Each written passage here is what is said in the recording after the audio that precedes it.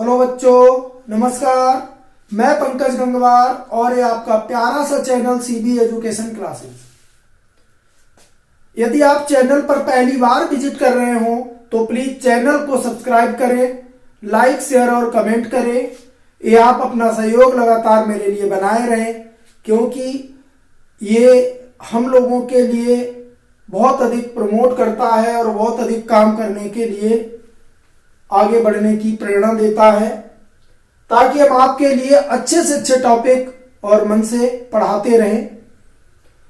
आज मैं आप लोगों के लिए जैव प्रक्रम पाठ से ही एक नए टॉपिक को लेकर आया हूं, क्योंकि इससे पहले लेक्चर में हमने आप लोगों के लिए लिविंग, नॉन लिविंग और डेड, इन तीन पर हमने चर्चा की थी। इनके बारे में आपको बताया था कि जीवित वस्तुएं क्या होती हैं, या जीवन क्या होता है, निर्जीव क्या होते हैं और मृत किसे कहते हैं। जीवित प्राणी वे होते हैं जिनमें जीवन संबंधी क्रियाएं होती हैं, और जीवन संबंधी क्रियाओं में एक महत्वपूर्ण क्रिया है जिसको हम पोषण कहते हैं, क्योंकि पोषण के बिना जीवन संभव नहीं है। पोषण होता क्या है? प्रत्येक कार्य को करने के लिए ऊर्जा की आवश्यकता होती है, और हम ऊर्जा की परिभाषा में ये भी जानते हैं कि किसी वस्तु की कार्य करने की क्षमता उसकी ऊर्जा होती है। और जब कार्य करने के लिए ऊर्जा की आवश्यकता होती है, जीवन के लिए ऊर्जा की आवश्यकता होती है, तो ऊर्जा युक्त पदार्थों की भी आवश्यकता हमें पड़ती है, क्योंकि जब तक ऊर्जा का निर्माण नहीं होगा, यानी ऊर्जा प्रोड्यूस नहीं होगी, तब तक हम कोई कार्य नहीं कर सकते हैं। तो अगर जीवधारियों में पोषण की बात करें तो भोजन ग्रहण से लेकर के पाचन और इसके पश्चात ऊर्जा उत्पन्न होने तक की सारी क्रियाएं पोषण के अंतर्गत आती हैं। भोजन ग्रहण से लेकर ऊर्जा उत्पन्न होने तक की सारी क्रियाएं पोषण के अंतर्गत आती हैं। जीवधारियों में पोषण की अनेक विधियां हैं, वो अनेक विधियों के द्वारा पोषण करते हैं, लेकिन जीवधारियों में पोषण की दो विधियां मुख्य रूप से देखी जाती हैं, या उनको दो विधियों के रूप में हम मुख्य रूप से डिफाइन करते हैं। सबसे पहले हम बात करते हैं कि वो कौन कौन सी दो विधियां हैं। उनमें एक पहली विधि जो है, जिसको हम कहते हैं स्वपोषी पोषण या ऑटोट्रॉफिक न्यूट्रिशन। ऑटोट्रॉफिक न्यूट्रिशन या स्वपोषी पोषण क्या होता है? स्वपोषी पोषण का तात्पर्य होता है कि ऐसे जीवधारी जो अपने भोजन के लिए किसी दूसरे जीवित प्राणी पर डिपेंड नहीं करते हैं, किसी दूसरे पर निर्भर नहीं करते हैं, और अपने पोषण को अपने द्वारा यानी अपनी क्रियाओं के द्वारा ही प्राप्त करते हैं। इस प्रकार का पोषण जो है वो स्वपोषी पोषण कहलाता है। और स्वपोषी पोषण की क्रिया जो है वो देखी जाती है मुख्य रूप से हरे पौधों में। हरे पौधे जो है वो स्वपोषी कहे जाते हैं, क्योंकि इनमें स्वयं भोजन बनाने की क्षमता होती है, या स्वयं अपना पोषण प्राप्त करने की क्षमता होती है। तो मैंने यहां पर लिखा भी है कि ऑटोट्रॉफिक न्यूट्रिशन जिनमें देखने को मिलता है वो मेनली ग्रीन प्लांट्स होते हैं, यानी हरे पौधे होते हैं। इसके बाद स्वपोषी पोषण के बाद दूसरी कैटेगरी होती है मुख्य रूप से विषम पोषी पोषण। और विषम पोषी पोषण का मतलब होता है कि जो स्वपोषी पोषण करने में समर्थ नहीं होते, यानी स्वयं अपना पोषण नहीं कर पाते हैं और अपने पोषण के लिए दूसरे अन्य जीवधारियों पर, दूसरी अन्य वस्तुओं पर निर्भर रहते हैं, तो उनमें हम पोषण को विषम पोषी पोषण कहते हैं। यानी विषम का मतलब होता है विभिन्न तरह का न्यूट्रिशन उनमें देखने को मिलता है, विभिन्न तरह की विधियां न्यूट्रिशन की उनमें देखने को मिलती हैं, और कुल मिलाकर उनमें पोषण स्वयं प्राप्त करने की क्षमता नहीं होती है। तो अगर हम हरे पौधों को छोड़ दे, मैंने एग्जांपल यहां पर लिखा है अदर देन ग्रीन प्लांट्स, हरे पौधों को छोड़ करके संसार में जितने भी अन्य प्राणी हैं सभी में विषम पोषी पोषण देखने को मिलता है। विषम पोषी पोषण में फिर कुछ अन्य विशिष्ट विधियां भी देखी जाती हैं। जैसे एक विधि इसमें देखी जाती है परजीवी। परजीवी का मतलब होता है पैरासाइट। तो पैरासाइट के अंदर ऐसे जीवधारी आते हैं जो अपना पोषण दूसरे जीवों से सीधे प्राप्त करते हैं, लेकिन उन्हें मृत्यु तक नहीं पहुंचाते, यानी उनको बिना नष्ट किए हुए, उन्हें बिना खत्म किए हुए अपना भोजन वो प्राप्त करते रहते हैं। यानी वो जीवित से ही एक जीवित प्राणी अपना पोषण जब दूसरे जीवित प्राणी से प्राप्त कर रहा हो तो उसे हम परजीवी कहते हैं। इसके बाद एक अन्य कैटेगरी इसमें आती है, ये भी विशिष्ट कैटेगरी है, मृतोपजीवी। मृतोपजीवी का मतलब होता है कि ऐसे ऑर्गेनिज्म में ऐसे जीवधारी जो अपने पोषण के लिए मृत और सड़े गले पदार्थों पर निर्भर रहते हैं, यानी अपना पोषण जो है वो मृत और सड़े गले पदार्थों से प्राप्त करते हैं। तो ऐसे प्राणियों को जो मृत और सड़े गले पदार्थों से अपना भोजन प्राप्त करते हैं उनको हम मृतोपजीवी कहते हैं। जैसे मृतोपजीवी के अंदर अगर हम बात करें तो मृतोपजीवी में मुख्य रूप से कुछ विघटनकारी बैक्टीरिया आ जाते हैं। इसके अलावा आप लोग जानते होंगे कवक या फफूंद जो होता है, कवक या फफूंद,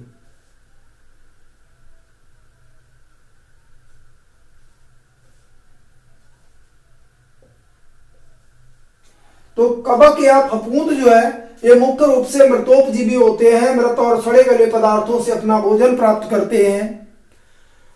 अगर कुछ परजीवी प्राणियों की हम बात करें तो परजीवी जंतुओं में जैसे जूं है, खटमल है, किलनी है, तो ये परजीवी होते हैं। परजीवी किस तरह से, जैसे मान लीजिए ये ह्यूमन बॉडी यानी हम लोगों के शरीर पर कहीं ना कहीं अपना भोजन ले लेते हैं, यानी पोषण अपना प्राप्त करते हैं। जैसे जूं है वो प्राय हम लोगों के सिर में यानी जहां पर बाल होते हैं तो वहां पर ये हो जाते हैं, और होने के बाद जो है हमारी त्वचा में कहीं न कहीं से ब्लड जो है वो खींचते रहते हैं और उससे अपना भोजन जो है लेते रहते हैं।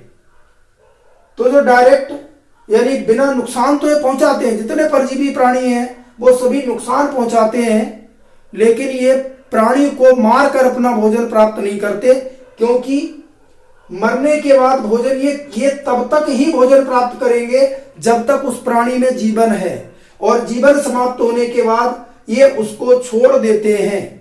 कहावतें भी कही जाती हैं कि मरने के बाद जूं, खटमल, किलनी ये सब जो है छोड़ करके चले जाते हैं, क्योंकि उसके बाद का स्टेप शुरू हो जाता है कवक या फफूंद। मृतोपजीवी प्राणियों का पोषण यहां से शुरू हो जाता है।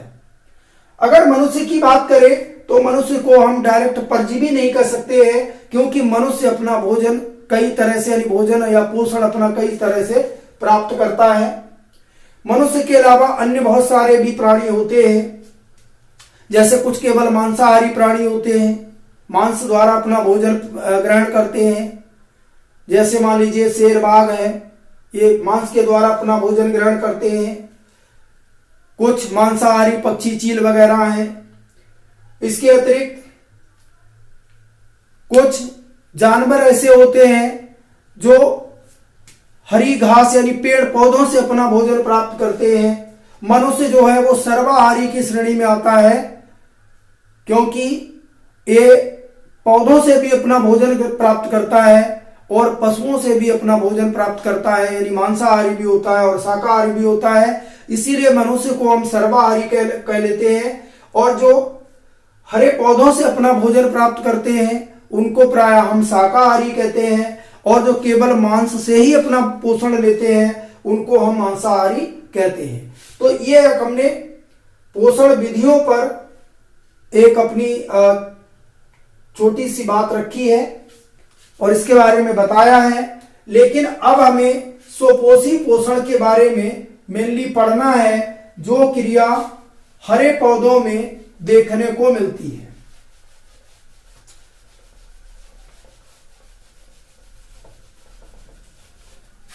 अब बात करते हैं कि पौधे किस प्रकार अपना भोजन प्राप्त करते हैं। हरे पौधों में सुपोषी पोषण होता है या स्वयं भोजन बनाने की क्षमता होती है, लेकिन हम बात करते हैं कि हरे पौधे किस प्रकार यानी किस क्रिया के द्वारा अपना भोजन बनाते हैं।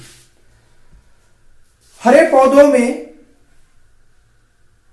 एक हरे रंग का वर्णक पाया जाता है, जिसके कारण पौधों के पत्ते और तने हरे होते हैं। उस हरे रंग के वर्णक को हरित लवक कहते हैं, और हरित लवक या क्लोरोफिल में प्रकाश एनर्जी को, जो लाइट एनर्जी है, सूर्य का प्रकाश है, उसको ग्रहण करने की या ट्रैप करने की क्षमता होती है। तो सूर्य के प्रकाश की उपस्थिति में हरे पौधे वातावरण की कार्बन डाइऑक्साइड और जल के द्वारा भोजन का संश्लेषण करते हैं, अर्थात वो ग्लूकोज का निर्माण करते हैं। इस क्रिया को प्रकाश संश्लेषण कहा जाता है। सूर्य के प्रकाश की उपस्थिति में कार्बन डाइऑक्साइड और जल की क्रिया के द्वारा पौधे ग्लूकोज का निर्माण करते हैं। इस क्रिया को प्रकाश संश्लेषण कहते हैं, और इस क्रिया को एक समीकरण के रूप में हम निम्न प्रकार से व्यक्त कर सकते हैं। अगर प्रकाश संश्लेषण की समीकरण लिखी जाए तो इसे हम लिख सकते हैं 6CO2 प्लस 6H2O, और इसके पश्चात फिर आ जाएगा इसमें एक हो जाएगा सनलाइट,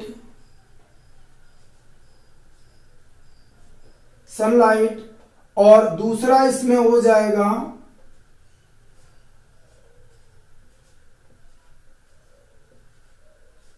क्लोरोफिल, और इसमें भोजन का निर्माण होता है यानी ग्लूकोज बनता है।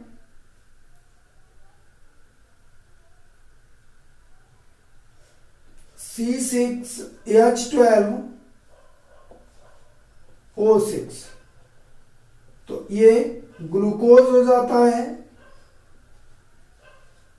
और ग्लूकोज बनने के साथ साथ इस क्रिया में एक अन्य महत्वपूर्ण प्रोडक्ट भी उत्पन्न होता है, यानी महत्वपूर्ण उत्पाद एक और बनता है 6O2। तो प्रकाश संश्लेषण पौधों में होने वाली वह क्रिया है जिसमें पौधे कार्बन डाइऑक्साइड का उपयोग करते हैं और यहां ऑक्सीजन भी उत्पन्न करते हैं अपने पोषण के साथ साथ।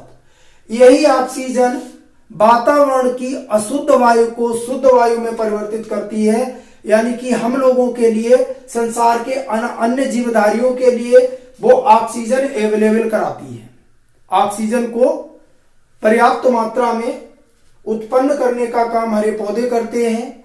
लेकिन कभी कभी हम लोगों को ये थोड़ा भ्रम हो जाता है, क्योंकि कह दिया जाता है कि हरे पौधे कार्बन डाइऑक्साइड का उपयोग करते हैं और ऑक्सीजन को छोड़ते हैं, कार्बन डाइऑक्साइड लेकर के ऑक्सीजन छोड़ते हैं, लेकिन वह क्रिया प्रकाश संश्लेषण है, ना कि श्वसन।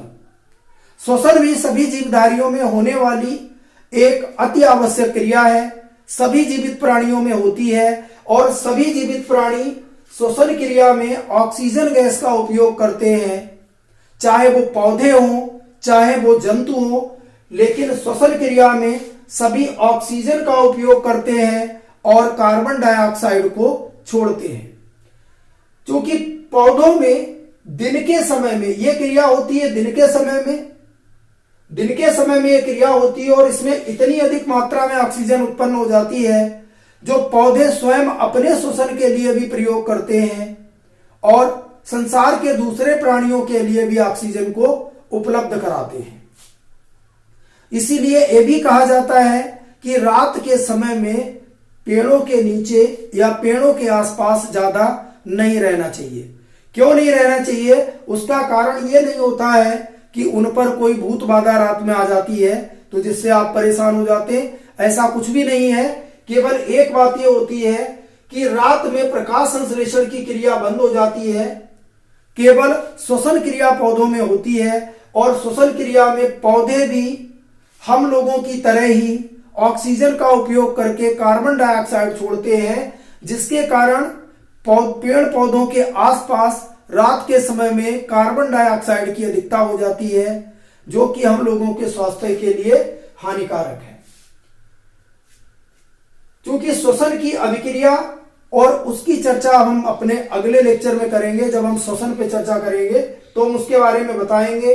इसमें एक खास बात और आती है, ये भी एक भ्रम होता है कि यहां पर कार्बन डाइऑक्साइड और जल का उपयोग हुआ है, तो कार्बन डाइऑक्साइड और जल के उपयोग में जो ऑक्सीजन का निर्माण होता है वो किससे होता है, तो इस बात का आप और ध्यान दे लें, आपको और ध्यान से पढ़ना है कि प्रकाश संश्लेषण की क्रिया में बनने वाली ऑक्सीजन गैस जल के टूटने से उत्पन्न होती है, यानी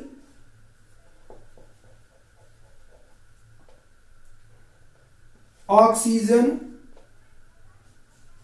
जल के विघटन से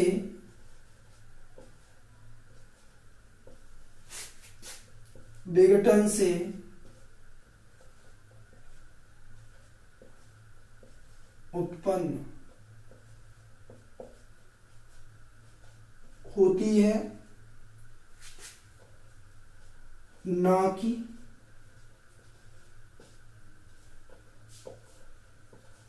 CO2। प्रकाश संश्लेषण की क्रिया में ऐसा नहीं है कि CO2 का विघटन हुआ यानी CO2 जो है सीधे ऑक्सीजन में बदल गई, ऐसा कुछ भी नहीं होता है।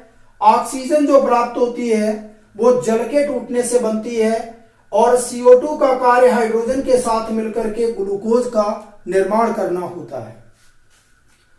इसके बाद हम बात करते हैं कि पौधे किस प्रकार कार्बन डाइऑक्साइड और जल को इस अभिक्रिया के लिए प्रयोग करते हैं, यानी पौधों में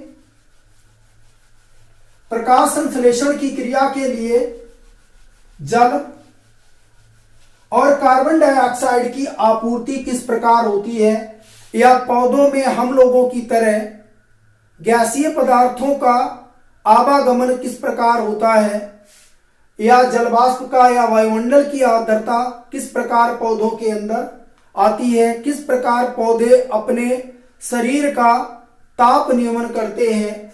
तो पौधों में गैसों के आदान प्रदान के लिए अगर उनकी पत्तियों पर आप ध्यान से देखें तो जैसे मान लीजिए कि ये एक पत्ती है,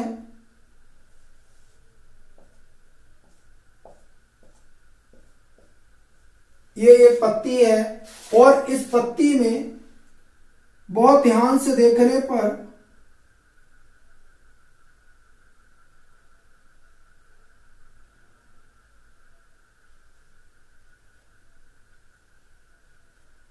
तो इस तरह के छोटे छोटे कुछ छिद्र पत्ती में दिखाई दे जाते हैं। और अगर इन छिद्रों की हम एक विस्तृत रचना की बात करें तो ये छिद्र कुछ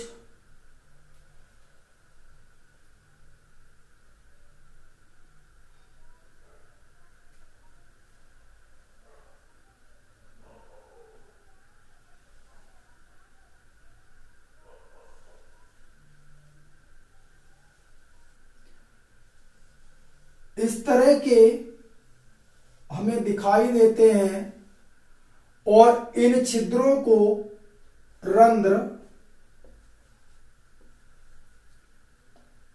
और अंग्रेजी में इनको हम जो है